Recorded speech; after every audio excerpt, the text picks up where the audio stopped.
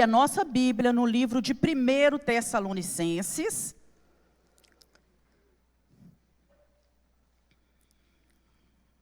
E hoje nós vamos falar sobre fidelidade em meio ao sofrimento que os tessalonicenses passaram, as perseguições que eles enfrentaram.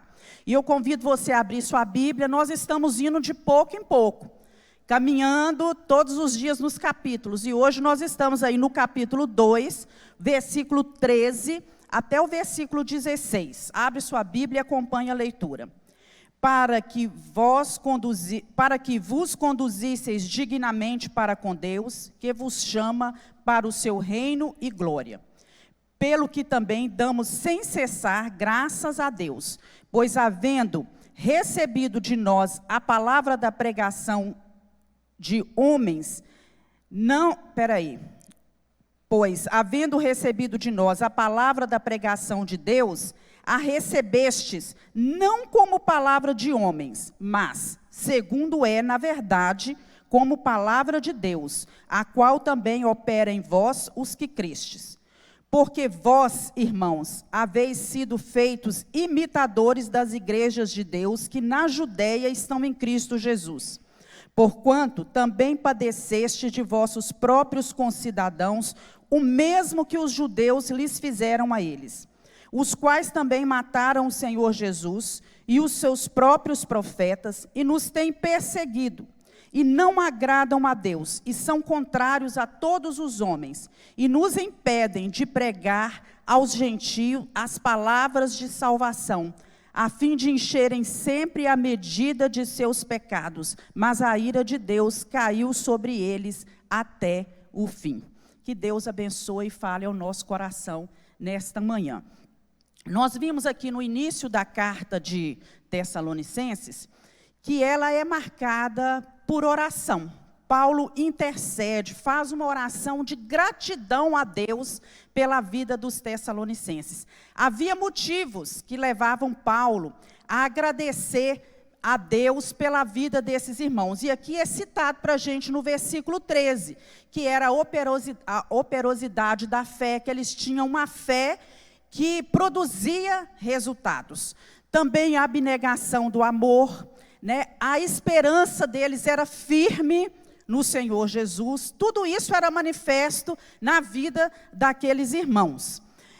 E o que mais agradava a Paulo, o que levava Paulo a agradecer a Deus, a fazer essa oração de graças ao Senhor, era que ele ouvia do crescimento espiritual que estava presente na vida dos irmãos que moravam em Tessalônica. E esse exemplo dos tessalonicenses é para a gente exemplo de uma igreja madura, uma igreja que produz frutos. E o parâmetro para se avaliar o amadurecimento de uma igreja é a palavra de Deus. Nós podemos, como vocês viram aqui, nós podemos fazer muitos eventos, muitos encontros, muitas reuniões. Isso tudo é muito importante, ter atividade, ser uma igreja dinâmica. No acontecer as coisas, né, no envolver crianças, jovens, adolescentes, né, ter reunião diversas, mas o principal que a gente vê o amadurecimento de uma igreja é o compromisso dessa igreja com a palavra de Deus. E nós sabemos, meus irmãos, que tanto o pastor como aqueles que são líderes na igreja, eles participam da vida do rebanho. E é muito engraçado porque a gente chora com os que choram, se alegra com os que estão se alegrando, a gente intercede pelas pessoas da igreja. É bom a gente saber, não é, que tem gente que ora para a gente, pastores que oram por nós, que quando sabem dos nossos problemas, apresentam os nossos problemas diante do Senhor. Pastor celebra nascimento, celebra formatura, faz casamento, mas também vai para onde? Está presente nas horas das perdas, está presente nos velórios, nas enfermidades, não é? E então Paulo, como pastor dessa igreja, como fundador, ele também se preocupava com a vida daqueles irmãos. E ele usava, nós vamos ver aqui, né? Vamos ver aqui. A igreja recebe a primeira carta. Isso aqui é recordando. O que ele estava preocupado? Por que ele se preocupava com essa igreja em Tessalônica? Porque muitas pessoas estavam deixando de trabalhar e abandonaram tudo para esperar a vinda de Jesus. A igreja sofria perseguição. Muita confusão sobre o destino dos crentes na hora da morte. Havia uma tendência de desprezar a autoridade legal. Alguns tinham dificuldade de acatar e obedecer às autoridades estabelecidas na igreja. Havia uma tendência, na primeira aula que eu dei, eu expliquei isso, uma tendência a recair na imoralidade, porque os irmãos que estavam vindo para a igreja, alguns eram judeus, mas outros eram gentios e serviam a outros deuses em outros templos. E havia a prática nesses templos de adorar a Deus com imoralidade, com práticas sexuais, com orgias sexuais. Então, esse povo tinha essa tendência para recair na imoralidade. O mundo grego da época estava mergulhado em sensualidade, promiscuidade sexual, misturado com a religiosidade. Então, Paulo vem nessa carta a falar sobre o chamado à santidade. E havia uma resistência também ao apostolado de Paulo, porque eles acusavam Paulo de ser ganancioso, e Paulo, nas duas cartas, vem defendendo o seu apostolado. E também havia sinais de divisão na igreja. Então, os temas relevantes de Tessalonicenses são esses, né? Fidelidade, harmonia dentro da igreja, pureza, santidade, a volta de Cristo, precisa ser firme nas doutrinas que estão sendo pregadas, que vocês creem, não é? Evangelismo, a rebelião, como que será no final dos tempos. Tudo isso, essa carta tão pequena que Paulo escreve e depois escreve de novo, vai trazer para a gente esses ensinamentos. E o ensinamento hoje é sobre fidelidade no meio da perseguição, do sofrimento que aquelas pessoas estavam passando. Então, Paulo deixa algumas lições, ele começa nesse texto, primeiro deixando lição para aqueles que são líderes. Por exemplo, o relacionamento de uma liderança, né, com os seus liderados tem que ser um relacionamento baseado, marcado pela oração. Pastor e líder tem que interceder pela sua igreja, tem que orar pela vida da sua igreja. Se você é líder de um determinado departamento, se você dá aula numa sala de escola dominical, nós temos o dever de orar por aqueles que são subordinados a nós. E o tema da oração de Paulo, ele deixa claro que é gratidão. Nós não podemos orar simplesmente só para pedir as coisas, também. Mas nós precisamos aprender também a ser gratos a Deus, reconhecer aquilo que Deus tem feito, não só na nossa vida, mas na vida do outro também. E Paulo, ele não percebe os irmãos ali da Tessalônica como mantenedores, como possíveis mantenedores, mas como pessoas que mereciam atenção e mereciam que ele se voltasse para ele como um verdadeiro pastor, que cuidava realmente deles. Então, nós lemos aí, né, nesse texto, no capítulo 2, no versículo 11, ele fala assim, vocês sabem que nós tratamos cada um de vocês como um pai trata seus filhos, exortando, consolando, dando testemunho para que vocês vivam de maneira digna de Deus que os chamou para o seu reino e para a sua glória. Então, Paulo não queria ser pesado para esses irmãos. E ele sabia, ele tinha ouvido, quando ele saiu de lá, ele saiu de Tessalônica por causa da perseguição. E aqueles irmãos continuaram lá sofrendo a perseguição.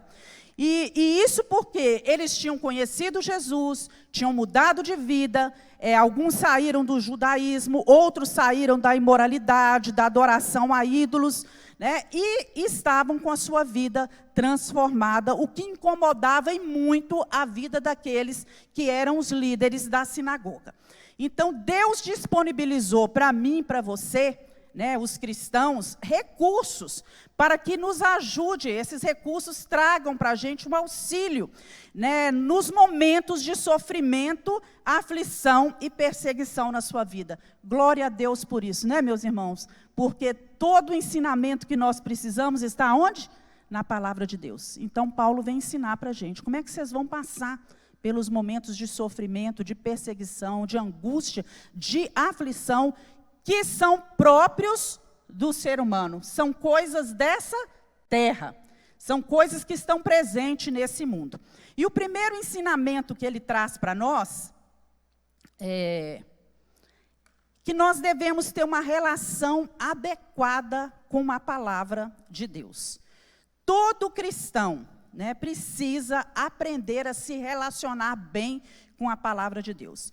E aqueles que são pregadores, que sobem no púlpito, que são líderes, que falam para qualquer grupo, eles precisam oferecer para aqueles que são os crentes ou os visitantes que estão dentro da igreja, né, também eles, a segurança de que a palavra que está sendo pregada dentro da igreja, que está sendo dita, né, principalmente no mundo de hoje, irmãos, em que os púlpitos estão repletos de quê?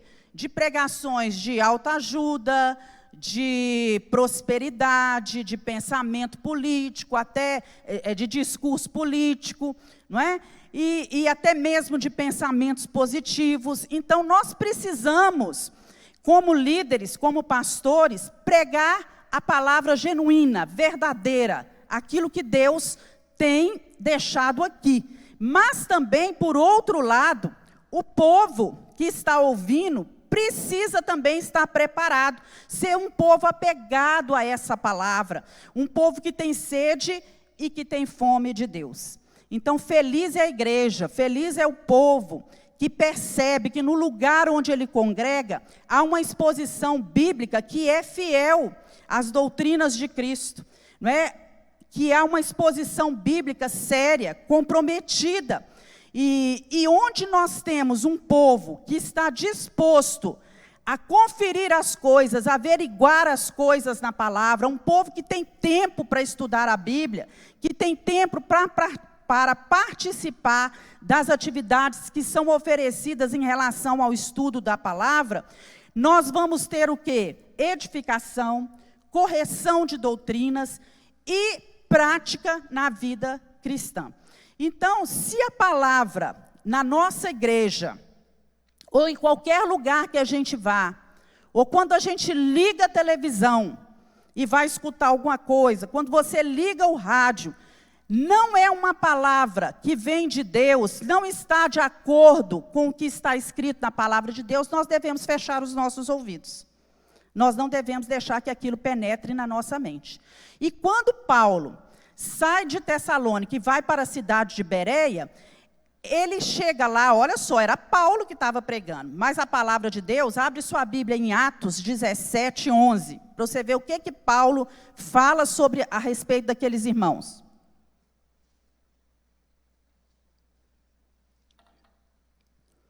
Os bereanos eram mais nobres do que os tessalonicenses, porquanto receberam a mensagem com vívido interesse e dedicaram-se ao estudo diário das Escrituras, com o propósito de avaliar se tudo correspondia à verdade. Ele não quis dizer aqui que os tessalonicenses não receberam a mensagem. Eles receberam, se converteram. Mas quando Paulo vai pregar, o que é que os bereanos foram fazer? Conferir na palavra se aquilo que Paulo estava falando estava de acordo. Então, se a palavra é verdadeiramente palavra de Deus, nós precisamos ser não apenas ouvintes. Tiago fala sobre isso no capítulo 1, 22. Tornai-vos, pois, praticantes e não apenas ouvintes da palavra. Se é uma palavra que vem de Deus, nós devemos colocar aquela palavra em prática. Porque essa atitude de ouvir a palavra de Deus, de ler a palavra de Deus, ela deve produzir em nós mudança de vida, mudança de postura, em diversas áreas da vida daquele que é crente. Não basta ler na Bíblia, acerca do amor. Nós precisamos praticar o amor. Não basta ler na Bíblia acerca de solidariedade, de generosidade. Nós o quê? Precisamos abrir o bolso e praticar a generosidade. Não basta a gente ler na Bíblia a respeito da mentira, que não se deve falar mentira. Nós devemos colocar isso em prática, falando somente a verdade. E o mesmo se aplica a inúmeros mandamentos que o Senhor Jesus deixou para nós, relacionados ao senhorio de Cristo na nossa vida, relacionado aos nossos compromissos com a evangelização, nosso compromisso com missões, no exercício dos dons espirituais, né, da demonstração dos frutos do Espírito Santo na nossa vida. Tudo isso tem que ser lido, aprendido, recebido e colocado em prática. Então, a evidência de que uma pessoa, de que um crente realmente reconhece a autoridade de Deus na sua palavra, né, que Deus tem autoridade sobre isso, ela está manifestada em quê? Na disposição que esse crente tem de colocar em prática essa palavra. Porque quando nós colocamos em prática, nós estamos reconhecendo a autoridade do senhorio de Cristo. Mesmo que isso inclua um alto preço, às vezes, de sofrimento e de dor para cada um de nós. Foi assim com os Tessalonicenses, tem sido assim com muitos irmãos, em muitas igrejas, não é? E nós precisamos pedir a Deus que nos ajude a aprender isso e colocar isso em prática. Então, Paulo vem destacando para a gente aqui, que essas pessoas, elas apreciaram a palavra, elas se apropriaram da palavra, tomaram a palavra para si, e elas aplicaram a palavra na sua vida, gerando mudanças e transformações na sua vida. Nós não precisamos viver correndo em busca de novidades, porque tudo que Deus queria falar com a gente está revelado na sua palavra. Então, nós precisamos aprender a buscar aqui nessa palavra o alimento rico, nutritivo, que é a palavra de Deus. Os conselhos, as regras, né, aquilo que o Senhor deixou para nos ensinar. Se assim fizermos, nós vamos crescer na graça e no conhecimento de Cristo Jesus. O segundo ponto que Paulo fala para a gente é que nós precisamos, além de ter uma relação adequada com a palavra, ter uma relação adequada com as lutas pelo Evangelho. Quer dizer, com os problemas que nós enfrentamos. Vivemos num tempo, vivemos dias em que se fala muito de prosperidade. Alguns chegam a dizer, quando você é crente, tem uma vida sempre melhor em termos financeiros, uma vida mais confortável. Mas quando a gente vê a palavra de Deus, quando a gente lê, a gente vê que não é bem assim. E segundo William Barclay, o que acontece? Esse texto aqui de Tessalonicenses é um alerta para nós, para o fato de que a fé cristã, para os Tessalonicenses, não trouxe paz, mas problemas. A partir do momento que eles receberam Jesus, que eles fizeram a escolha de mudar de vida, de mudar de rumo, de mudar de atitudes, eles também trouxeram para a sua vida uma bagagem de problemas e de perseguição. Então, olha só que consolo que o apóstolo está nos dando aqui, né? Ele não fala em momento algum que esse sofrimento vai ter fim, né? Que a vitória estava às portas. Ele não vem falando sobre isso, mas ele vem apresentando para eles um caminho de quê? De perseverança, de resignação, de resiliência. E nós estamos aqui nesse texto identificado com aqueles que sofrem, porque ele diz também lá em 1 Pedro, capítulo 5, 9, não só aqui, né, Pedro fala também lá em 1 Pedro, capítulo 5, que nós vivemos sofrimentos iguais aos que estão se cumprindo na vossa irmandade espalhada pelo mundo. Então, todos aqueles que fazem essa opção de servir a Jesus com inteireza de coração, com uma vida de santidade, eles passam, vez ou outra, por momentos de perseguição, não são bem entendidos e tudo mais. E nós somos alertados na Bíblia a nos alegrarmos com aqueles que se alegram, a chorar com aqueles que choram, né, com aqueles que sofrem. E muitas vezes nós sofremos por causa das consequências do nosso pecado, ora sofremos com a consequência dos pecados daqueles que estão ao nosso redor, com ações que estão direta ou indiretamente ligadas a gente, né? E então, nós precisamos nos identificar com aqueles que foram deixados como exemplo aqui na palavra do Senhor, porque eles também passaram pelos momentos de aflição. Então aqui, os crentes de Tessalônica, eles se identificavam não só com Paulo e com Jesus, mas diz o texto que eles se identificavam também com os crentes da igreja em toda a Judéia, porque eles também estavam passando por esses problemas. Eles estavam sofrendo perseguição por parte dos judeus, que segundo o texto aqui, não é? Judeus descrentes que não acreditavam em Jesus, eles não apenas rejeitaram Jesus, mas além de rejeitar Jesus, eles impediam que outros conhecessem Jesus, eles mataram o próprio Jesus, perseguiram e mataram os profetas de Jesus, desagradaram a Deus e eram verdadeiros inimigos do reino de Deus. Então, quando nós passamos por aflições, por problemas nessa vida, eu passo, e você também passa, nós somos levados muitas vezes a pensar que nós estamos sozinhos, que o nosso sofrimento é maior do que o sofrimento de todos. Mas há outras pessoas, nós precisamos ter isso em mente, há outras pessoas passando pelos mesmos problemas do que nós. E como Deus sustenta essas pessoas, Ele há também de nos sustentar.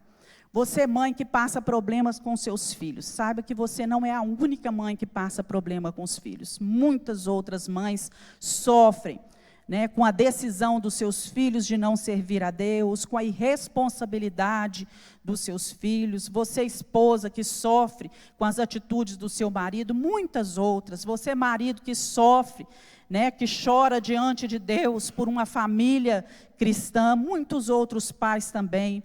Nós que sofremos problemas, às vezes, no ambiente de trabalho, muitos outros cristãos também, no mundo inteiro, estão passando por isso. Mas o ensinamento bíblico é que se nós sofremos, né, sofrermos como cristãos, nós devemos glorificar a Deus por essa razão.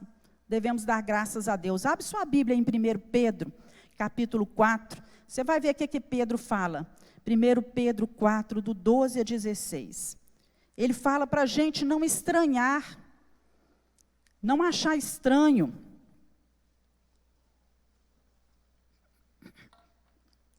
Ele diz assim: amados, não estranheis a ardente prova que vem sobre vós para vos tentar, como se coisa estranha vos acontecesse. Mas alegrai-vos no fato de serdes participantes das aflições de Cristo, para que também na revelação da sua glória vos regozijeis e alegreis. Se pelo nome de Cristo sois vituperados, bem-aventurados sois, porque sobre vós repousa o Espírito da glória e de Deus. Quanto a eles, é ele sim blasfemado, mas quanto a vós é glorificado. Que nenhum de vós sofra, olha só, como homicida, como ladrão, como malfeitor, ou como o que se intromete em negócios alheios. Olha só, tem hora que a gente sofre porque a gente se meteu onde não devia se meter, não é? Que nenhum de vós sofra por causa disso. Mas se você padece como cristão, não se envergonhe. Antes glorifique a Deus nessa parte. Glorifique a Deus por isso. Então, se nós temos passado por sofrimento, se nós temos enfrentado oposições, às vezes perseguições, o não entendimento de pessoas que estão ao nosso redor por causa de Cristo, glória a Deus por isso. Glória a Deus por isso. Se seus amigos na faculdade ou no seu ambiente de trabalho não entendem a sua postura, não entendem às vezes o você não participar de determinados eventos, glória a Deus por isso, né? Você entende o que é e Deus deve ser glorificado por isso, né? E nós, como crentes, como cristãos, nós não buscamos de forma alguma sofrimento como meio de salvação, porque tem gente que acha que ela passando por sofrimento ou fazendo algumas coisas com o seu corpo, né, ou produzindo alguma coisa, né, alguma atitude, algum exercício que requeira, né, muito sacrifício do seu corpo, que isso vai trazer salvação. Nós entendemos muito bem que a nossa salvação vem de Jesus, que não é nada que nós fazemos, né?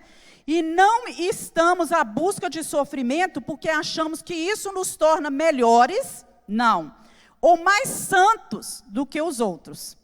Nós entendemos, né, e desfrutamos com alegria o fato de que o nosso Deus, Ele é cuidadoso, Ele é bondoso, e Ele cuida de nós, e em Cristo Jesus Ele supre as nossas necessidades, Ele nos ajuda, e nós damos glória a esse Deus, não é? Porque Ele tem estado ao nosso lado, e nós enfrentamos as lutas, os problemas, o sofrimento, as oposições, com resignação, com resiliência, com fé, e entendemos que Deus não é Deus que causa o nosso sofrimento, mas nós confiamos em Deus o tempo todo para nos ajudar, para nos fortalecer, para nos ajudar a superar as lutas de um modo saudável e correto, de forma tal que as pessoas ao nosso redor olhem para nós e vejam, né, um sofrimento de uma doença numa família.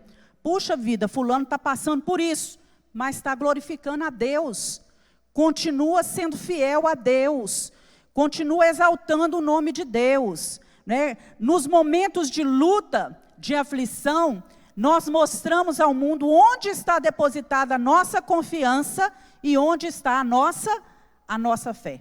A nossa vitória está no Senhor Jesus Cristo. E essa habilidade que os tessalonicenses, que Paulo fala para os tessalonicenses, que eles deviam ter aí, no enfrentar batalhas e lutas, era sinal de maturidade. Porque aquele crente que é maduro, ele enfrenta as coisas confiando no Senhor. E não passa pelas lutas o tempo todo, não é só murmurando, reclamando, se afastando da igreja. Há diversas pessoas que falam, olha, eu estou dando um tempo porque eu estou passando por muitos problemas e por muitas dificuldades. Aquele que é maduro, ele entende que na hora das dificuldades, do sofrimento, ele deve correr para onde?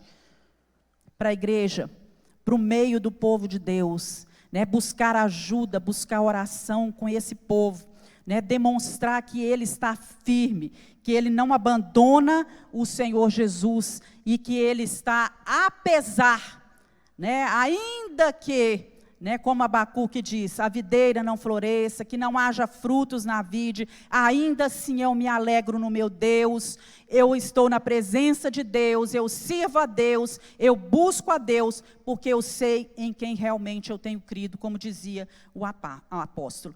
E muitas vezes na vida, nós passamos por isso, irmãos, momentos de dificuldade, de enxergar na hora das lutas o amor de Deus por nós. E nós precisamos amadurecer essa fé nossa se nós ainda estamos nessa fase de entender que Deus só está cuidando quando tudo vai bem. Que tem hora que Deus vira as costas para nós. Deus nunca vira as costas, né? Muitas vezes são os nossos sonhos que são frustrados, os amigos que a gente confiava e que às vezes nos traem, amores que não são correspondidos, né? Quando a gente está aí na fase da adolescência, da juventude, desemprego, perda de um amigo, perda de um familiar, doenças, são inúmeras realidades que nos levam, às vezes, a subverter, a mudar a nossa visão nessa área sobre essa verdade de quem é Deus, de quem é o Senhor, de que Deus está ao nosso lado, do quão grande é Deus, do quão perfeito é Deus e do controle que Deus tem sobre todos os nossos caminhos. Abra sua Bíblia em 2 Coríntios 4, 17 e 18. Vai falar sobre isso. 2 Coríntios 4, 17 e 18 diz assim, que os nossos sofrimentos leves e momentâneos, estão produzindo para nós uma glória eterna, que pesa mais do que todos eles. Assim, fixamos os olhos, não naquilo que se vê, mas no que não se vê. Pois o que se vê é transitório, mas o que se não vê é eterno. Os nossos olhos estão fixos no Senhor, não naquilo, nas circunstâncias que estamos aqui. Então, que estamos vendo aqui, mas naquilo que nos aguarda na eternidade. Então, quando passarmos por sofrimento, não sejamos murmuradores, não vamos desanimar, não vamos deixar de vir à igreja, né? Porque são formas, são meios que Deus usa para nós conhecermos e confiarmos mais no Senhor Jesus, mais na misericórdia de Deus.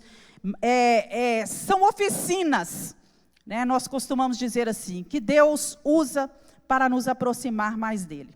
E outro ponto que Paulo coloca para a gente, é que nós precisamos ter uma relação adequada com o juízo de Deus. E nós temos muita dificuldade para aceitar a injustiça. Nós vivemos num mundo injusto, não é? Às vezes a gente olha ao nosso redor e vê quanta injustiça, quanta coisa acontecendo, quanto sofrimento causado pelos homens, e às vezes a falta de punição, a falta de justiça sobre aquela pessoa, e às vezes isso leva a gente a pensar, a aparente falta da ação de Deus, Deus não está agindo, Deus não está trabalhando nisso. E quando a gente lê lá o Salmo 73, nós vemos o salmista tratando desse problema que tem deixado o povo de Deus muitas vezes perplexo e desanimado. O salmista, ele tratava desse problema. Por que o justo passa pelo sofrimento e muitas vezes o ímpio é bem-sucedido na sua vida? Por que coisas boas acontecem com pessoas más e coisas más acontecem com pessoas boas? Ele começa a fazer todo esse questionamento. Por que pessoas boas às vezes passam por necessidade e pessoas más estão prosperando na sua vida?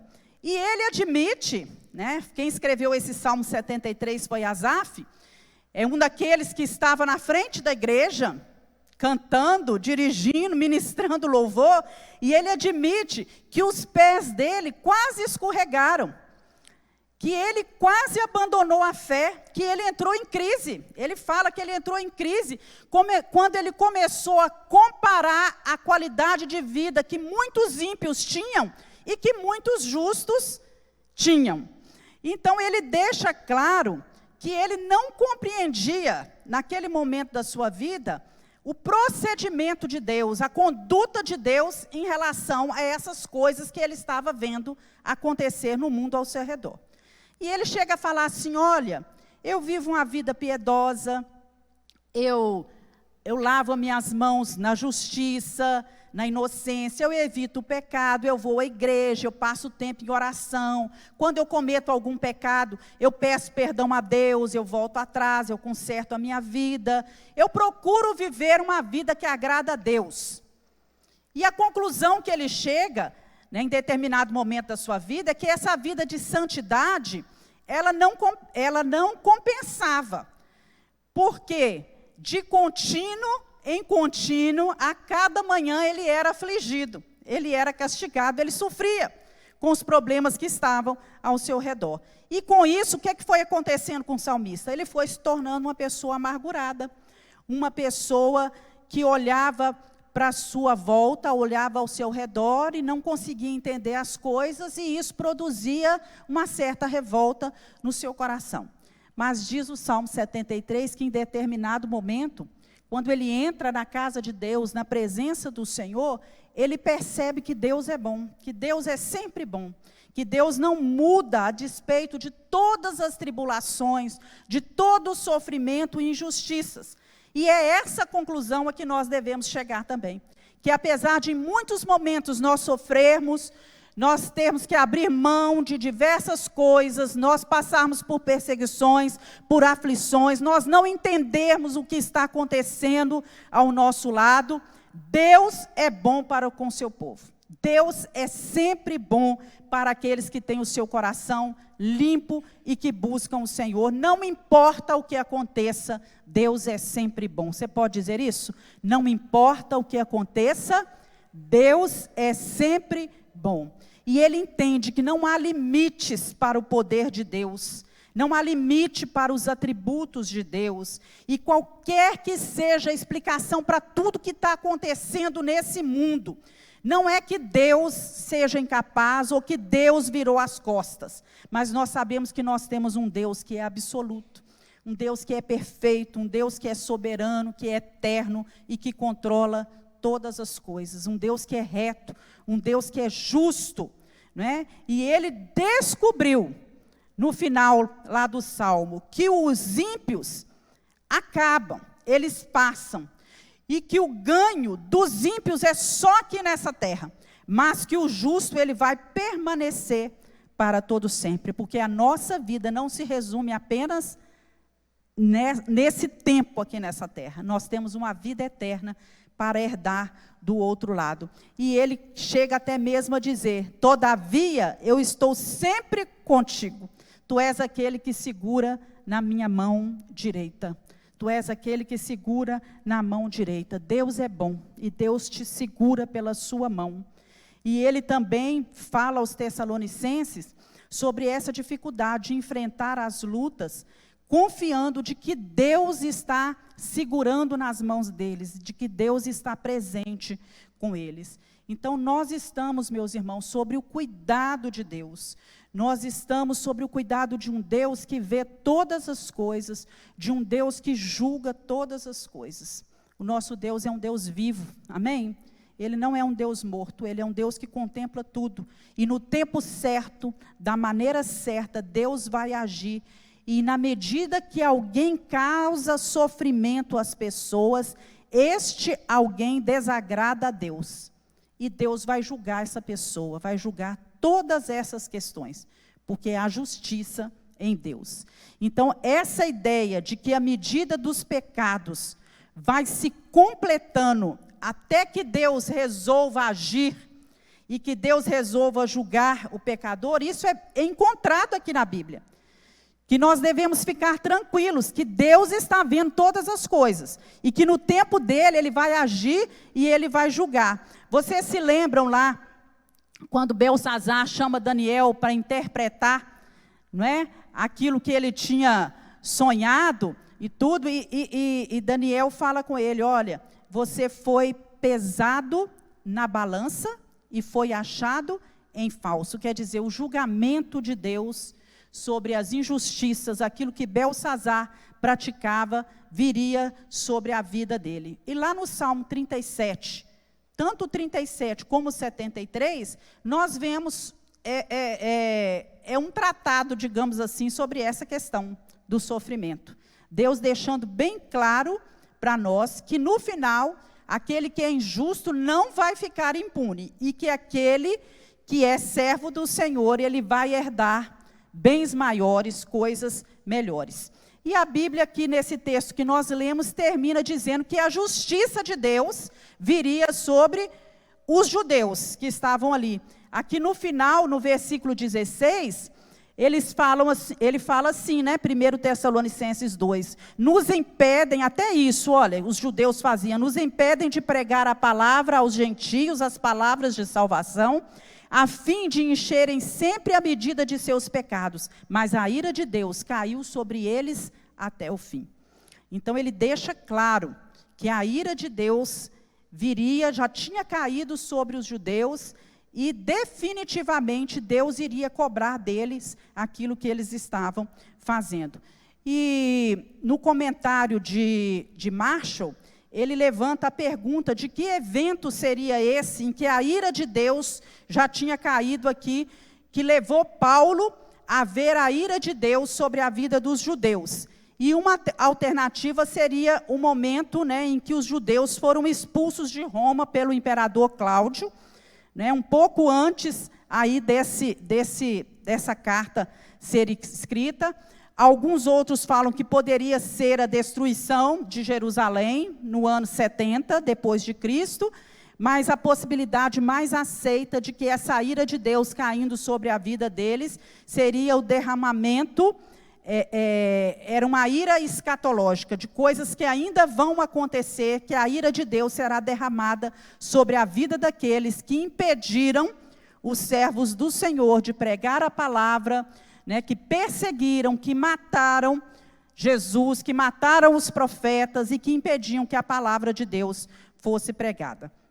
E o fato é que sempre há, em todas as partes do mundo, em todos os lugares do mundo, alguém sofrendo como resultado direto da sua profissão de fé.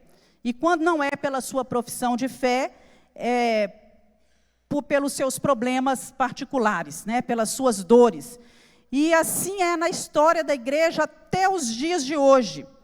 Principalmente, meus irmãos, nos países em que a palavra de Deus, os grupos religiosos são muito radicais, em que a palavra de Deus não pode ser pregada abertamente, ainda existe, mas o que faz diferença entre uma pessoa e outra não é o fato de estar passando por sofrimento, mas sim o fato de que a reação do crente tem que ser diferente, nesses momentos de luta, nesses momentos de dificuldade, de colocar em prática a palavra de Deus. Davi, ele foi um homem que sofreu bastante nessa terra, foi forjado nas lutas, foi trabalhado por Deus nos momentos de luta.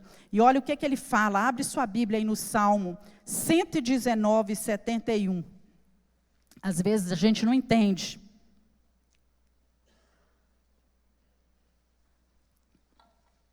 Mas Davi conseguiu entender isso, porque ele diz assim no Salmo 119, 71.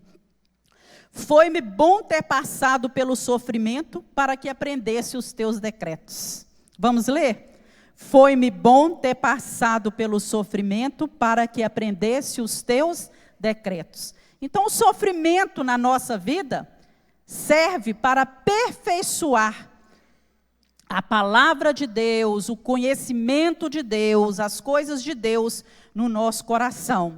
Não vem sem propósito, tem sempre alguma coisa para nos ensinar. E eu convido você a abrir sua Bíblia aí no Salmo 37, do versículo 1 ao 11. Vou pedir o pessoal que coloque aqui no telão, nós vamos ler juntos, toda a igreja. Nós vamos encerrar aí o nosso estudo lendo Salmo 37, versículo 1 até versículo 11. Nós vamos ler numa versão só. Vamos lá, irmãos? Vamos ler juntos? Não te indignes por causa dos malfeitores, nem tenhas inveja dos que praticam a iniquidade, porque cedo serão ceifados como a erva e murcharão como a verdura. Confia no Senhor e faze o bem. Habitarás na terra e verdadeiramente serás alimentado. Deleita-te também no Senhor e te concederá os desejos do teu coração. Entrega o teu caminho ao Senhor, confia nele e ele o fará. E ele fará sobressair a tua justiça como a luz e o teu juízo como o meio-dia. Descansa no Senhor e espera nele. Não te indignes por causa daquele que prospera em seu caminho, por causa do homem que executa astutos intentos. Deixa a ira e abandona o furor. Não te indignes de forma alguma para fazer o mal, porque os malfeitores serão desarraigados, mas aqueles que esperam no Senhor herdarão a terra. Pois ainda um pouco e o ímpio não existirá. Olharás para o seu lugar e não aparecerá. Mas os mansos herdarão a terra e se deleitarão na abundância de paz. Aleluias, louvado seja Deus. Então não devemos nos indignar por aquilo que está acontecendo ao nosso redor, pelo fato de estarmos passando por sofrimentos e aflições, e às vezes aquele que está ao nosso redor, que a gente julga, não é? Às vezes um ímpio, uma pessoa pior do que a gente, está vivendo às vezes uma vida sem problema, sem abastança. Deus é Deus justo e Deus sabe de todas as coisas. No tempo certo, Deus vai fazer aquilo que é melhor para cada um de nós, porque Deus conhece cada ser humano individualmente nessa terra. Amém? Vamos orar? Vamos nos colocar de pé? Vamos ter um momento de oração e eu gostaria que você falasse com o Senhor agora. Né? Deus, me fortalece nos momentos de aflição na minha vida. Às vezes aflição com os filhos, aflição no casamento, aflição no trabalho, aflição na vida financeira, aflição com a minha saúde, com a saúde de alguém que eu amo. Deus nos fortalece, em nome de Jesus, nos dá maturidade, que nós possamos ter uma relação adequada com a Tua palavra, confiar no Senhor em todo o tempo, colocar em prática aquilo que o Senhor tem deixado para nós como regra que está aqui na Bíblia. Senhor, que nós possamos ter um temor tão grande a Deus, que nós possamos praticar a Tua palavra com alegria, com temor no nosso coração. Que nós possamos, ó Deus, aprender a lidar com as situações adversas da nossa vida, não chorando, não esbravejando, não irando, não murmurando, mas glorificando o Senhor em todo o tempo, com cânticos nos lábios, com alegria, em nome de Jesus. Nos fortalece nesses momentos, nos dê graça, nos dê, Senhor, destreza, habilidade, discernimento para entender que a mão forte do Senhor nos segura e de que Deus está ao lado, sempre presente. Em nome de Jesus nós oramos. Deus abençoe sua vida.